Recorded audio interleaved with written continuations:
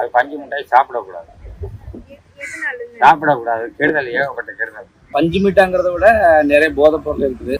அது தடை பண்ணவே இன்னும் நிறைய மக்கள், குழந்தைங்க எல்லாம் கொஞ்சம் நல்லபடியாக இருப்பாங்க. பஞ்சு மிட்டாயில இல்லை, வேற இந்த புகையில ட்ரிங்க்ஸு இந்த மாதிரி தடை போட்டால் ரொம்ப மக்களுக்கு நல்லா இருக்கும். பேரண்ட்ஸ்க்கெல்லாம் ரொம்ப சந்தோஷமா இருக்கும்.